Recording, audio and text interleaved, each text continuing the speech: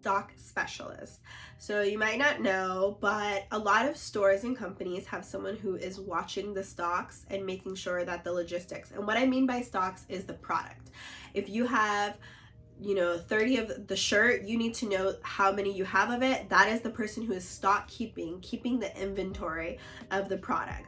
So I have a friend, for example, who is a stock specialist at a really high-end brand, and he is currently paying attention to what is selling in this store and seeing what's not selling in another. So if he can find the mismanagement of, maybe this is more popular because it's hotter in this city, so more people want to buy this t-shirt because it's warm here and it's cold over there, so no one's buying it. He would ship the product from that store to this store so that he could actually start getting some money back for the company, of course.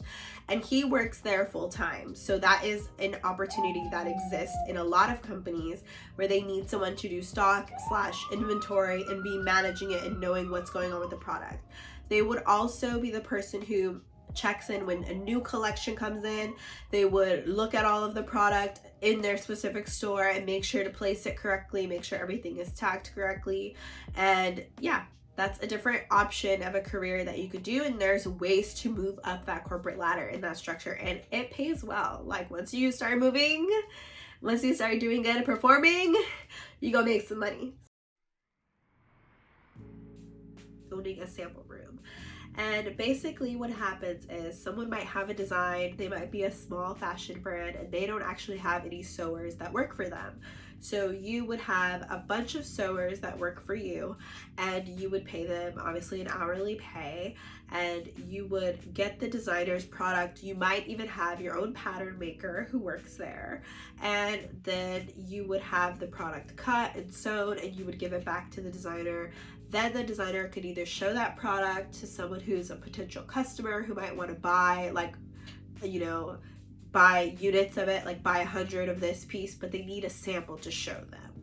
And then they could actually send your sample to the factory that they're going to work with, and that factory can use that as a blueprint.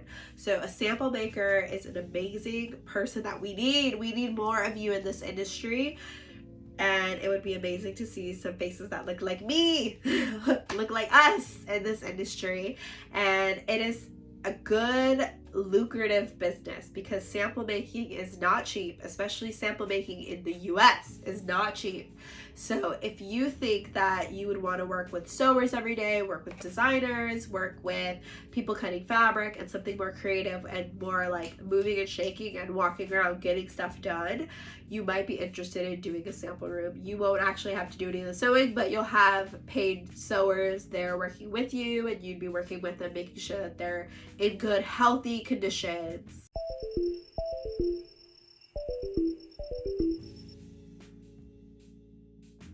And last creative career is actually a pattern maker. So for those of you who don't know, when you want to make a product, you actually need a pattern. And this pattern basically serves as a blueprint of how you make the product. So in order for me to get this, I have to know all the pieces.